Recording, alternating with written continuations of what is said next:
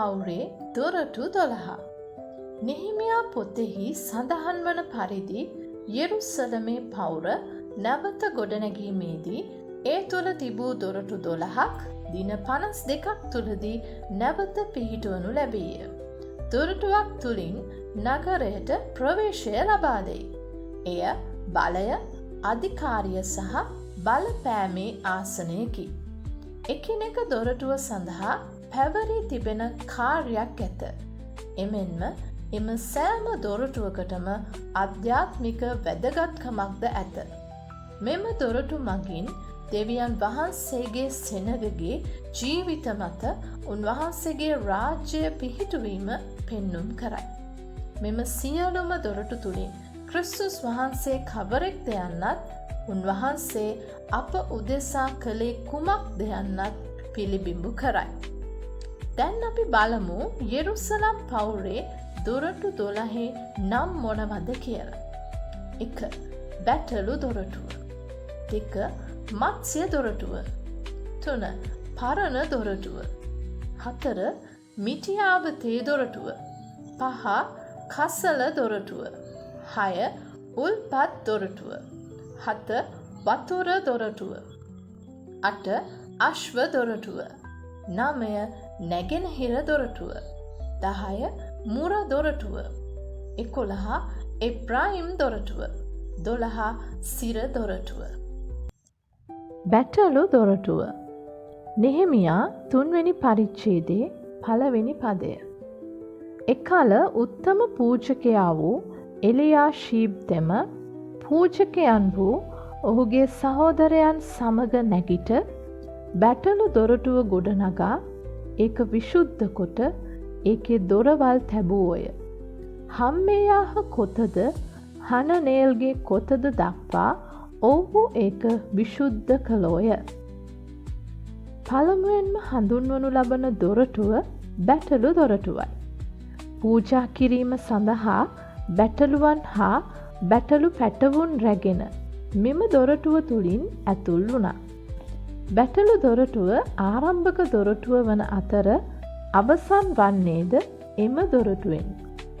ශුද්ධ වූ යොහන්තුමාගේ ශුභාරංචියේ 1 වෙනි පරිච්ඡේදයේ 29 වන පදයෙහි යේසුස් වහන්සේව පෙන්වමින් යොහන් බෞතිස්ත මෙසේ පැවසුවා.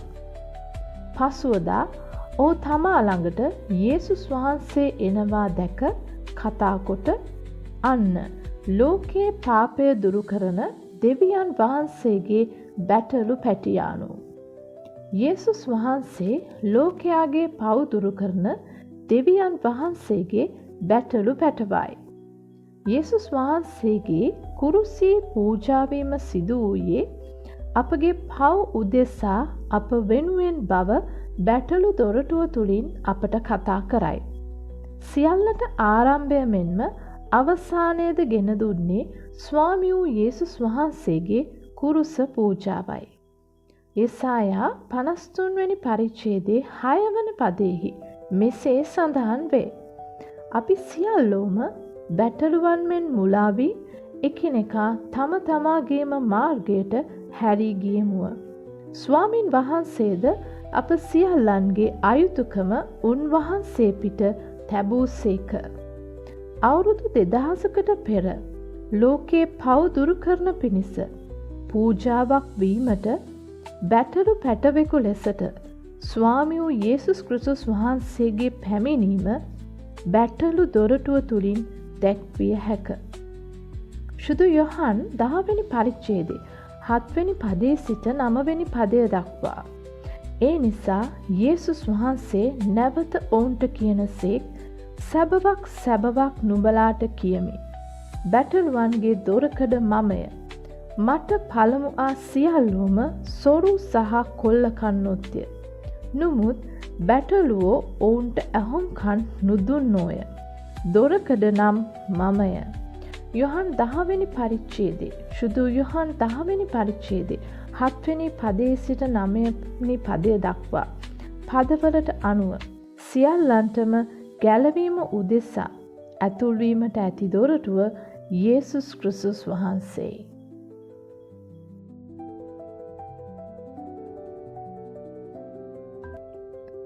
මත්ස්‍ය දොරටුව. නෙහෙමියා 3 වෙනි පරිච්ඡේදයේ 3 වෙනි පදය. මත්ස්‍ය දොරටුව හස්සෙනායාගේ පුත්‍රයෝ ගොඩනැගුවෝය. ඔව්හු ඒකේ බාල්ක පිහිටුවා ඒකේ දොරවල් හා තහඩුද අගුල්ද තැබුවෝය. දෙවනුව හඳුන්වනු ලබන දොරටුව මත්ස්‍ය දොරටුවයි. ගලීලේ මසුන් අල්ලන්නන් නොහොත් දීවරයින් තම මසුන් අලෙවි කරන පිණිස මේ දොරටුව තුලින් ගෙනෙනු ලැබුවා. එනම් දීවරයින් තම මත්ස්‍ය අස්වැන්න ගෙනෙනු ලැබුවේ මෙම මත්ස්‍ය දොරටුව තුලිනුයි.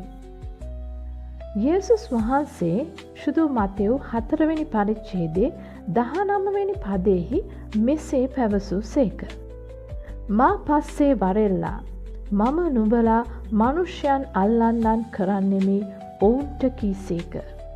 යේසුස් වහන්සේ සුදු මතෙව් 4 වෙනි පරිච්ඡේදයේ 19 පැවසූ පරිදි මිනිසුන් දිනන පිණිස එනම් මිනිසුන් අල්ලන්නන් වන පිණිස උන්වහන්සේ අපව කැඳවා ඇත.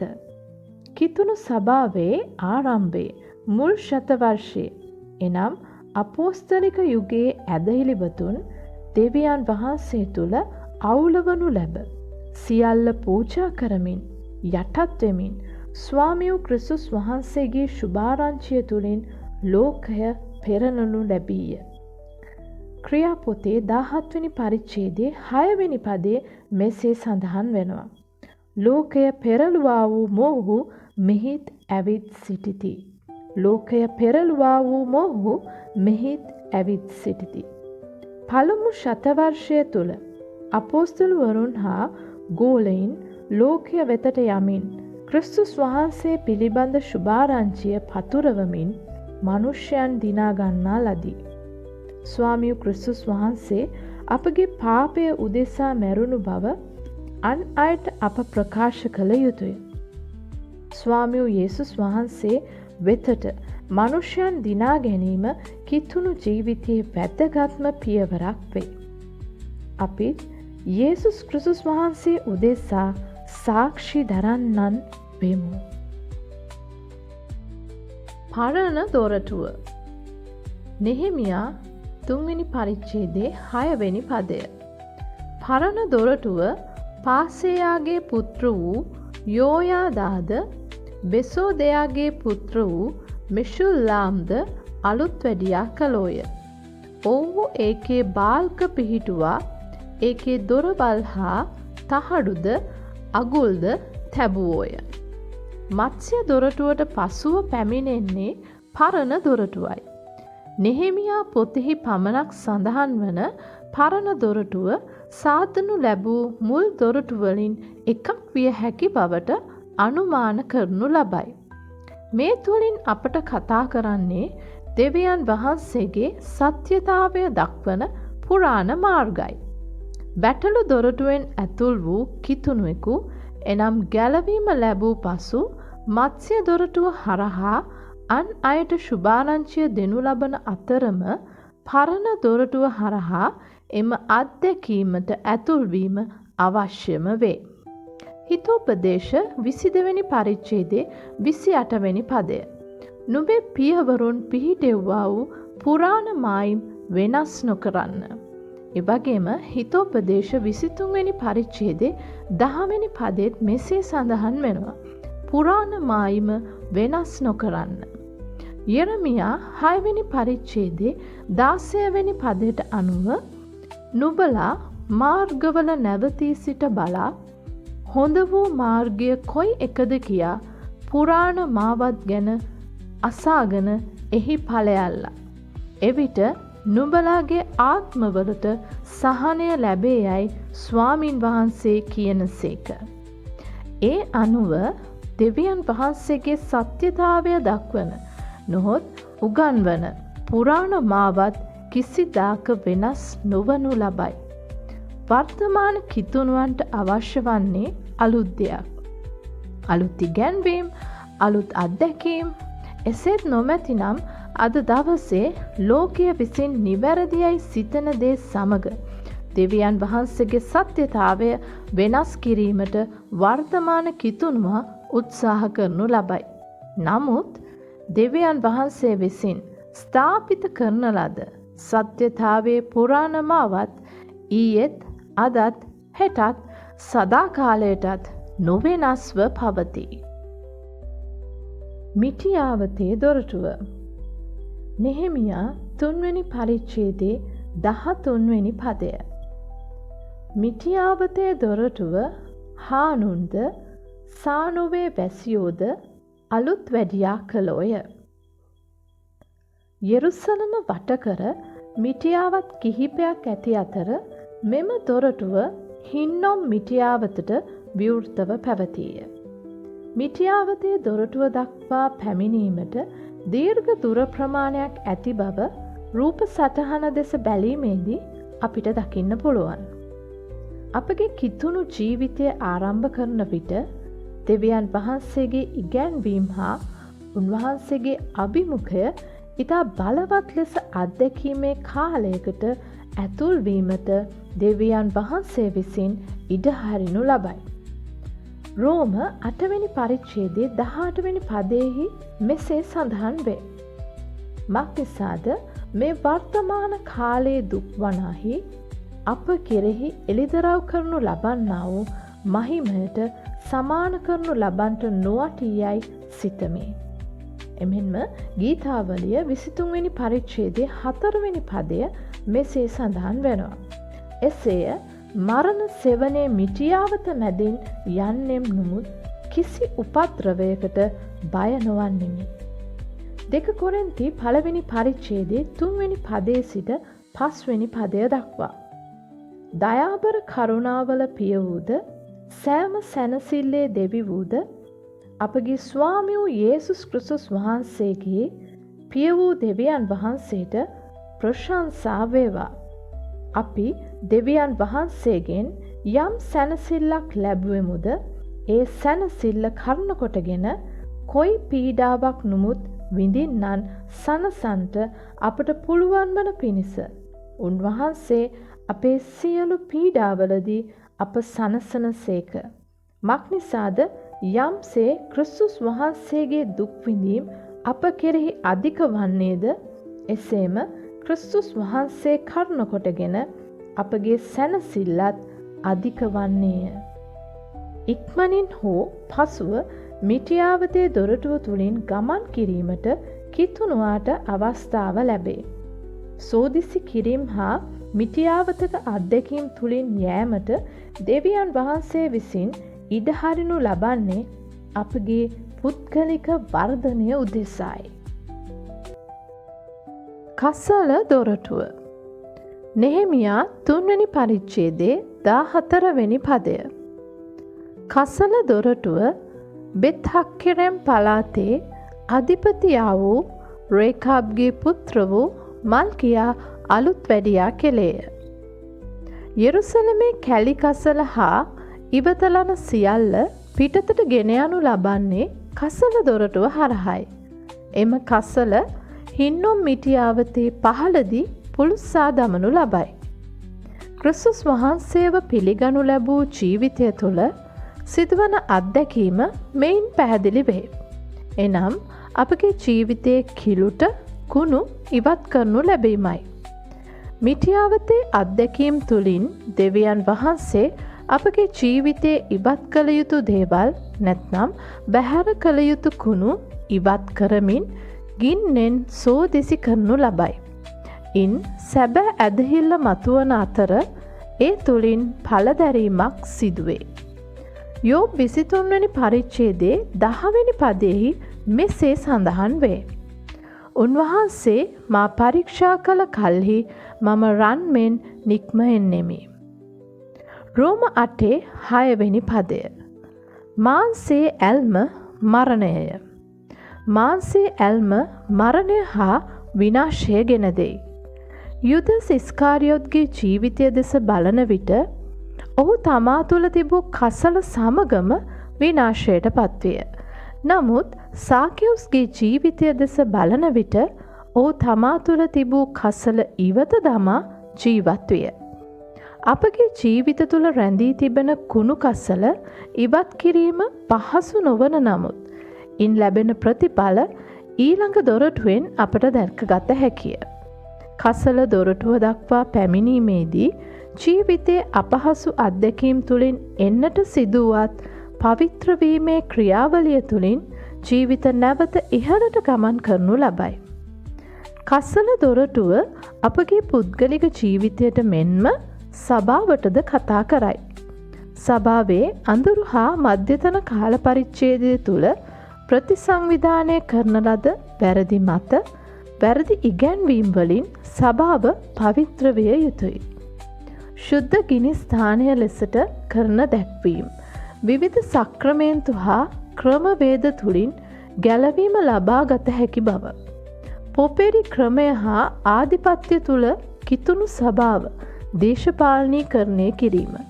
ක්‍රිස්තුස් වහන්සේ හැර මරිය තුමිය හා අනිත් ශුද්ධවරයන් වෙතට යාඥාවෙන් කන්නලව් කිරීම හා පිහිට ඉල්ලීම.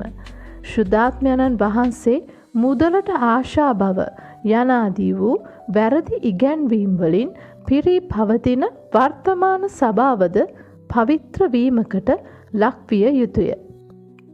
එපිස 5:26 හා 27 පද. සභාව ශුද්ධව කැලලක් හෝ රැලි හෝ එබඳු යමක් නැතුව තේජවත් සභාවක් කොට තමන්ට ඔප්පු කර ගැනීම සඳහා. යේසුස් වහන්සේ බලාකුල් මතට පැමිණෙන්නේ කසල ගොඩක් ඔසවා ගන්නට නම් නොවේ. උන්වහන්සේ එන්නේ ශුද්ධ වූ කැලලක් පළුද්දක් නැති ඔබ හා මා ඔසවා ගන්නටයි. ගලාති 5 වෙනි පරිච්ඡේදයේ 19 වන පදයේ සිට 21 වෙනි පදය දක්වා මාංශයේ ක්‍රියා සඳහන් වේ. ගලාති 5:19 සිට 21. ඉදින් මාංශයේ ක්‍රියා ප්‍රකාශව තිබේ.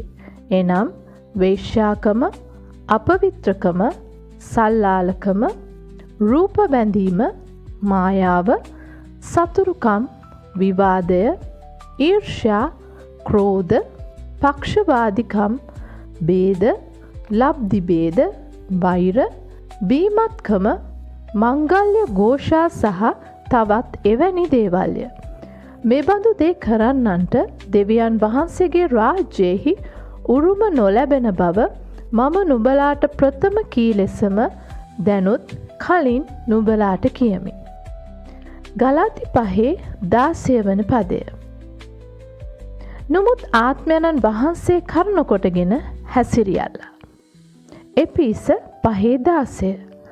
දවස් නපුරු බැවින් ප්‍රස්තාව අල්ලා ගනිල්ලා. 2 තිමෝති 2:21 වෙනි පදය. එබැවින් යමෙක් මේවා අත්තර තමාම පවිත්‍ර කර ගනී නම් ඔහු පිරිසිදු කරනු ලැබුවා වූ ස්වාමියාගේ පාවිච්චියට සුදුසු වූ සියලු යහපත් වැඩවලට සූදානම් වූ ගෞරවය පිණිස වූ භාජනයක් වන්නේය. නිතරම පවිත්‍ර වෙමින් දෙවියන් වහන්සේගේ පාවිච්චියට සුදුසු වූ භාජනයක් වී ජීවත් වන්න. උල්පත් දොරටුව. නෙහෙමියා 3 වෙනි පරිච්ඡේදයේ 15 වෙනි පදය. උල්පත් දොරටුව මිෂ්පා පලාතේ අධිපතියා වූ කොල්හොසෙගේ පුත්‍ර වූ ශල්ලුන් අලුත් වැඩියා කෙළේය.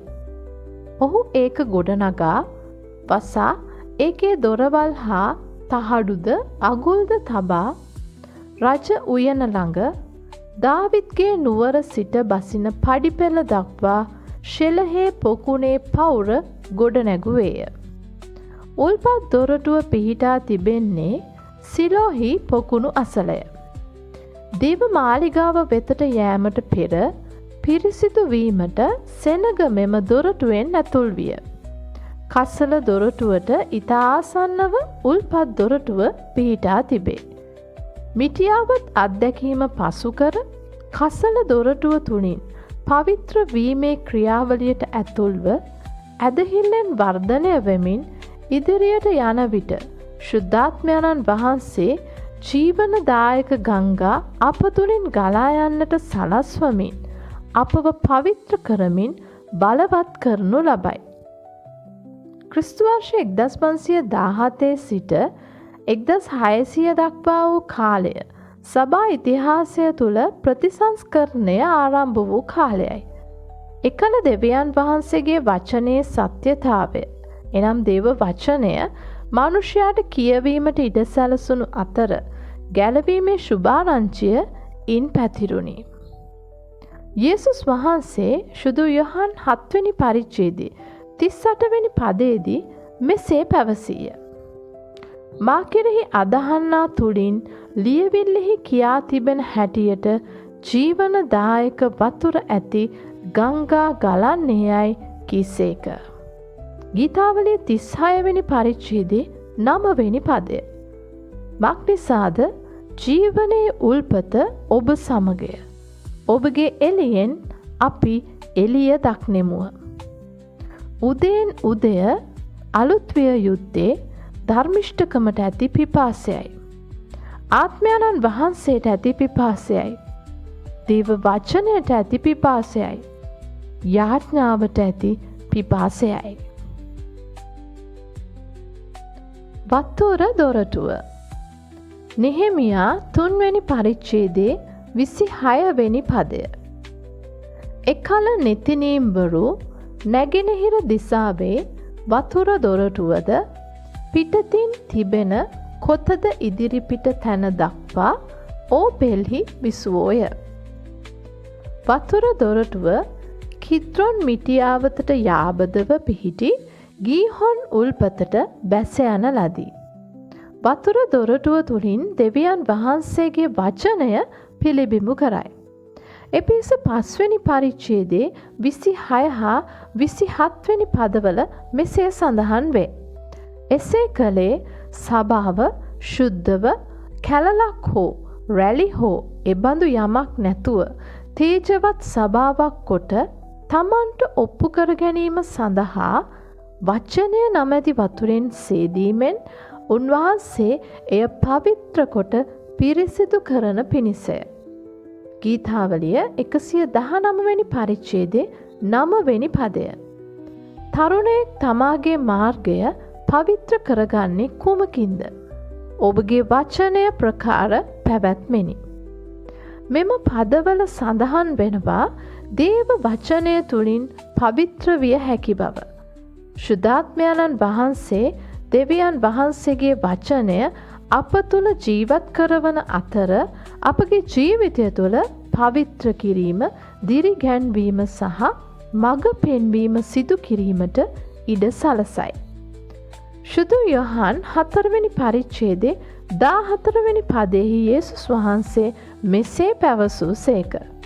"නමුත් මා දෙන වතුරෙන් බොන කවරෙකුට නමුත් කිසි කලක පිපාසා නොවන්නේය.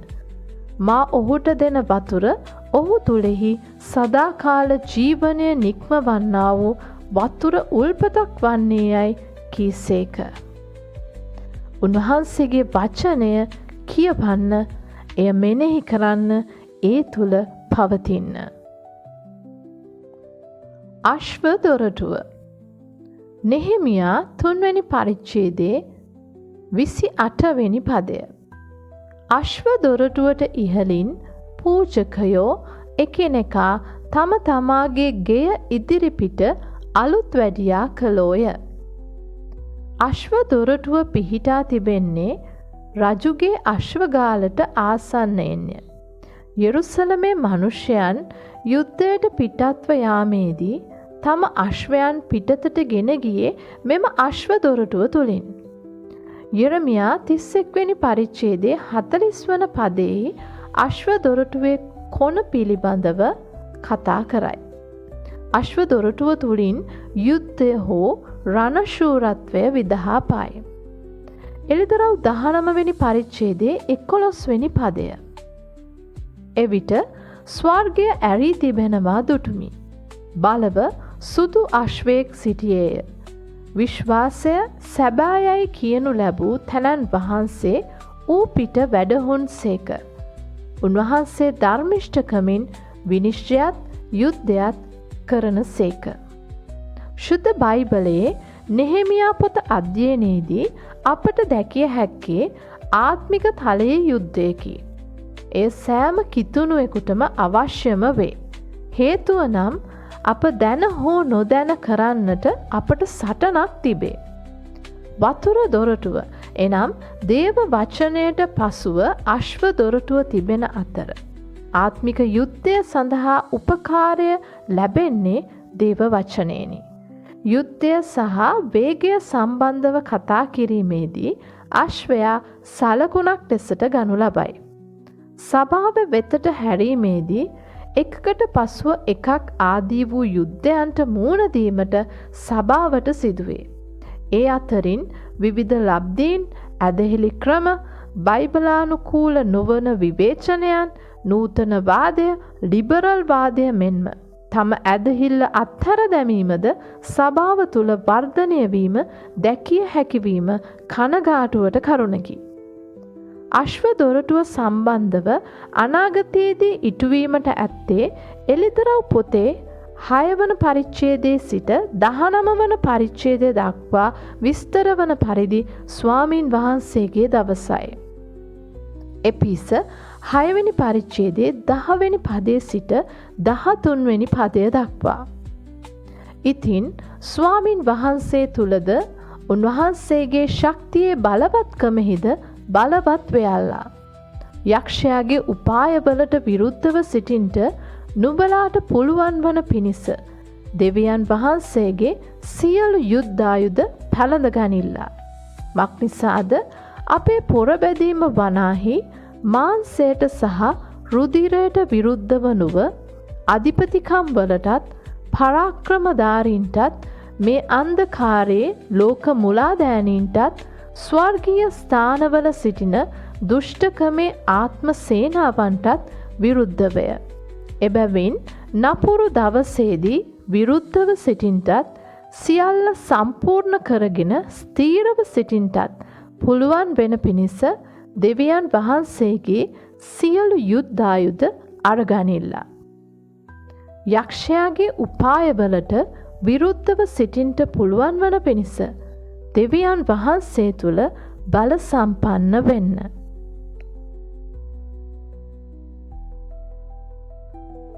නැගෙනහිර දොරටුව.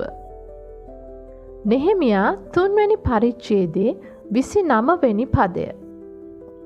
ඔවුන් ගාව ඉම්මේර්ගේ පුත්‍ර වූ ශාදොක් තමාගේ ගෙය ඉදිරිපිට අලුත් වැඩියා කෙළේය.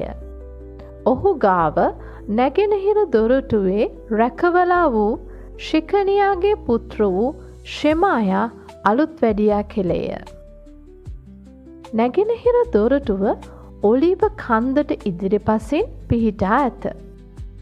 නැගෙනහිර දොරටුව තුළින් ස්වාමියු යේසුස් ක්‍රිස්තුස් වහන්සේගේ නැවත පැමිණීම සම්බන්ධව කතා කරයි. අපගේ කිතුණු ජීවිතය තුළ අපගේ ජීවත්වීමේ ආශිර්වාදලත් බලාපොරොත්තුව නම් උන්වහන්සේගේ පැමිණීම හා එය බලා සිටීමයි.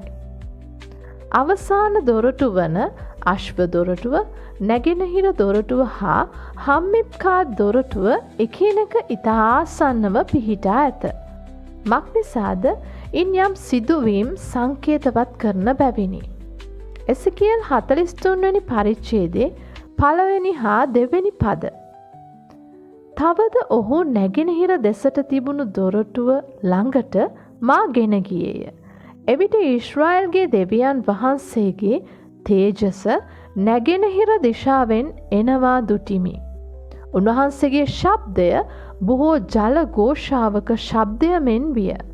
පොළවද උන්වහන්සේගේ තේජසින් බැබළුණේය. එසකියල් 43 4 වන පදය. ස්වාමින් වහන්සේගේ තේජස නැගෙනහිර දෙසට තිබුණු දොරටුවේ මාර්ගයෙන් ගෘහයට ඇතුල් විය. සෙකරියා 14 වෙනි පරිච්ඡේදයේ 1 වෙනි පදය. බලව ස්වාමින් වහන්සේගේ දවසක් පැමිණෙන්නේය. ශුද්ධ මත්තෙව්තුමාගේ සුභාරංචියේ 24 වෙනි පරිච්ඡේදයේ 13 වෙනි පදේ මෙසේ සඳහන් වේ. නමුත් අන්තිමය දක්වා ස්ථීරව සිටින්නාම ගැලවෙන්නේය. ස්වාමින් වහන්සේගේ උදහසේ දවසේදී යේසුස් වහන්සේ පොළොවේ යෙරුසලමට පැමිණීම මෙන්ම කිතුුණු ජීවිතයේ අලුත් බව මහිමය හා බලය නැගෙනහිර දොරටුව තුළින් විදහා පායි. අන්තිමය දක්වාම ස්ථීරව සිටින්න.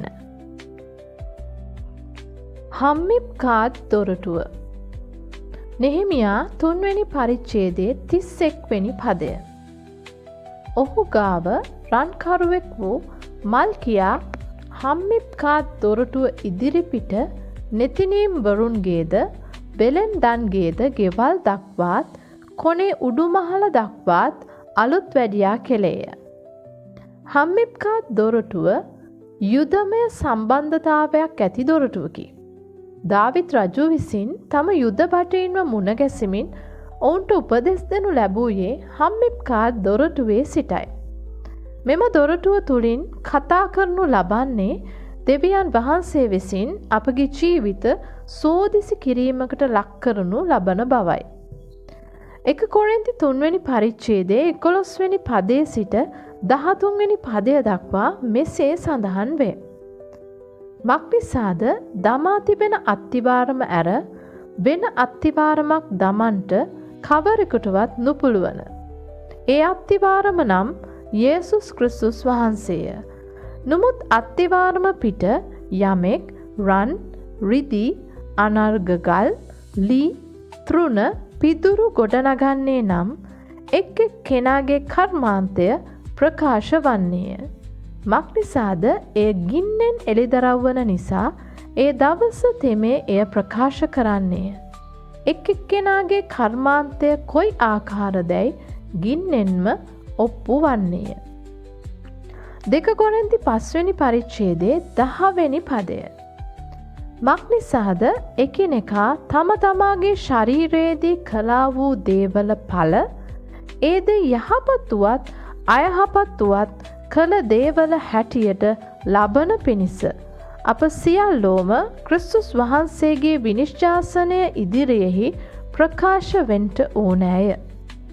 2 කොරින්ති 5 වෙනි පරිච්ඡේදයේ 10 වන පදයට අනුව අපගේ ජීවිත විමසුමට ලක්වන අතර සුදුසු පරිදි විපාක අපට ලැබෙනු ඇත. අපගේ කිතුුණු අත්දැකීම තුළ අප ජීවත් වන්නේ මේ බව දැනගෙනයි. සදාකාලික වූ දර්ශනයක් සඳහා ජීවත් වීමට අපව කැඳවා තිබේ. අප අවට ඇති ලෞකික දේවලට වඩා සදාකාලික දේ උදෙසා අපගේ අවධානය හා උනන්දු වීම අවශ්‍ය වේ.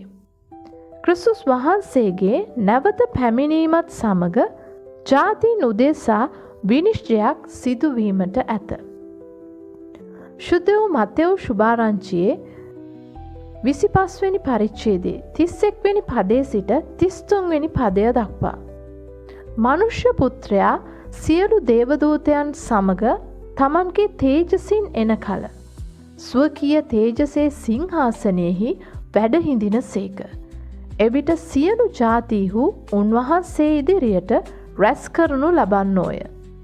උන්වහන්සේ එඬේරෙකු විසින් එළුවන් කෙරෙන් බැටළුවන් වෙන් කරන්නාක් මෙන් ඔවුන් වෙන්කොට බැටළුවන් තමන්ගේ දකුණු පැත්තේද එළුවන් වම් පැත්තේද සිටුවන සේක.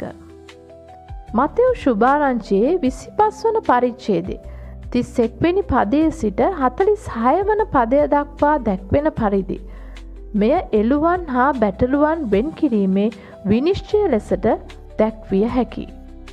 මෙහිදී මහත් විපතෙන් නිදහස් වන්නවුන් සදාකාල රාජ්‍යයට ඇතුල් වන අතර අනිත් අය සදාකාල විනාශයට ඇතුළු වේ. ඉන්පසු යුදාවේ සිංහයා වන ක්‍රිස්තුස් වහන්සේ උන්වහන්සේගේ ආධිපත්‍ය තුල එනම් තම රාජ්‍ය තුල බල පවත්වනු ඇත. 1 කොරින්ති 4 වෙනි පරිච්ඡේදයේ 4 වෙනි පදයෙහි පාවුල්තුමන් පවසන ලෙස විනිශ්චය කරන්නේ ස්වාමින් වහන්සේය. අවසානය සම්පූර්ණ වන්නේ ක්‍රිස්තුස් වහන්සේගේ විනිශ්චාසනයෙන්. එය අපගේ සදාකාලික බලාපොරොත්තුව වේ. එප්‍රායිම් දොරටුව. නෙහෙමියා 8 වෙනි පරිච්ඡේදයේ 16 වෙනි පදය. එබැවින් සෙනග ගොස් ඒවා ගෙනැවිත් එක් එක්කෙනා තම තමාගේ පියස්ස උඩත් තමුන්ගේ මිදුල්වලත් දෙවියන් වහන්සේගේ ගෘහයේ මිදුල්වලත් වතුර දොරටුවේ එලිමහනෙත් එප්‍රායිම් දොරටුවේ එලිමහනෙත් පැල් සාදා ගත්තෝය. දෙක රාජාවලිය 14 වෙනි පරිච්ඡේදයේ 13 වන පදයේ මෙන්ම දෙක ලේකම් 25 වෙනි පරිච්ඡේදයේ 23 වෙනි පදයේත් මෙම එප්‍රායිම් දොරටුව පිළිබඳව සඳහන්ව තිබෙනවා. එප්‍රායිම් යනු දිගුණයක් සඵල වීමයි. සඵලත්වය දිගුණේ ආශිර්වාද හා කුළුඳුල්කමේ ආශිර්වාද මේ තුලින් දැක්වීමට පුළුවන්. යෙසායා 61 වෙනි පරිච්ඡේදයේ 7 වෙනි පදය. නුඹලාගේ ලැජ්ජාව වෙනුවට දෙගුණයක් ලබන්නහුය. නින්දාව වෙනුවට ඔවුහු තමුන්ගේ කොටස ගැන ප්‍රීතිමත් වන්නෝය. එබැවින් ඔවුහු තමුන්ගේ දේශයෙහි දෙපංගුවක් භුක්ති විඳින්නෝය. සදාකාල ප්‍රීතිය ඔවුන්ට වන්නේය. ඇදහිලිවන්ත ජීවිතය තුළ කිතුනුවා පලදරනු ලැබීම මෙන්ම පරිණතභාවයට පැමිණීම මෙමගින් දක්වන්නට පුළුවන්. ස්වාමින් වහන්සේට වඩා ලං වෙමින් අධික කරුණාවේ ආශිර්වාදය භුක්ති විඳින්න. හිර දොරටුව. නෙහෙමියා 12 වෙනි පරිච්ඡේදයේ 39 වෙනි පදය. එප්‍රායිම් දොරටුවට උඩිනුත් පුරාණ දොරටුව ළඟිනුත් මත්ස්‍ය දොරටුවද හනනේල්ගේ කොත සහ හම්මයාගේ කොත ළඟිනුත් බැටළු දොරටුව දක්වා ගොස් හිරගේ දොරටුව ළඟ නැවතුණෝය. සම්පූර්ණ ලෙසම ස්වාමින් වහන්සේට යටත් වීම හා උන්වහන්සේගේ සේවයට කැපවීම හා බැඳීම මින් අදහස් කරයි. පාවුල්තුමන් බොහෝ විට තමන්ව හඳුන්වා දෙනු ලැබුවේ ස්වාමින් වහන්සේගේ හිරකාරයෙක් ලෙසටයි. එපිස 3 වෙනි පරිච්ඡේදයේ 1 වෙනි පදය. අන්‍ය ජාතිකයන් වූ නුඹලා උදෙසා ක්‍රිස්තුස් යේසුස් වහන්සේගේ හිරකාර වූ පාවුල් නම් මම යාඥා කරමි. එපිස 4 වෙනි පරිච්ඡේදයේ 3 වෙනි පදය. ස්වාමින් වහන්සේ නිසා හිරකාරයෙක්ව සිටින මම. පිලමොන් 1 වෙනි පරිච්ඡේදයේ 9 වෙනි පදය. දැනට ක්‍රිස්තුස් යේසුස් වහන්සේගේ හිරකාරයෙක්ව සිටින පාවුල් නම් මම. සම්පූර්ණයෙන්ම ස්වාමින් වහන්සේට කැප වූ උන්වහන්සේගේ ප්‍රේමයට දාසෙක් වූ ස්වාමින් වහන්සේගේ සිරකරුවා තුල ඇති විවේකය හිර දොරටුව මගින් පෙන්눔 කරයි. ස්වාමින් වහන්සේ තුල සදාකාල විවේකය ඔවුන්ට අයිති වේ. නෙහෙමියා පවුර ගොඩනගමින්ම තම සෙනග ගොඩනගනු ලැබීය. නෙහෙමියා 13 වෙනි පරිච්ඡේදයේ 2 වෙනි පදය. ඒ ශාපය අපේ දෙවියන් වහන්සේ ආශිර්වාදයකට හැර වූ සේක. නෙහෙමියා 9 වෙනි පරිච්ඡේදයේ 32 වෙනි පදය. ඉතින් අපේ දෙවියන් වහන්සේ මහත් වූ බලවන්ත වූ භයානක වූ ගිවිසුමද කරුණාවද පවත්වන්නා වූ දෙවියන් වහන්සේ. යෙරමියා 31 වෙනි පරිච්ඡේදයේ 4 වෙනි පදය. නැවත නුඹ ගොඩනගන්නෙමි. මෙසේ නුඹ ගොඩනගනු ලබන්නේය. උන්වහන්සේ පොරොන්දු වුණා නැවත ගොඩනගන බවට. උන්වහන්සේ අපේ ජීවිත තුලත් ඒ පොරොන්දුව ඉටු කිරීමට විශ්වාසවන්තයි. අපි උන්වහන්සේට අපේ ජීවිත නැවත ගොඩනගන්නට ඉඩ හරිමු. යෙරුසලමේ පවුරේ දොරටු 12 ඔබගේ ජීවිතය නම් වූ පවුරේ එකිනෙක දොරටු නැවත පිහිටුවීමට ආශිර්වාදයක් වේවා. යේසු පිහිටයි.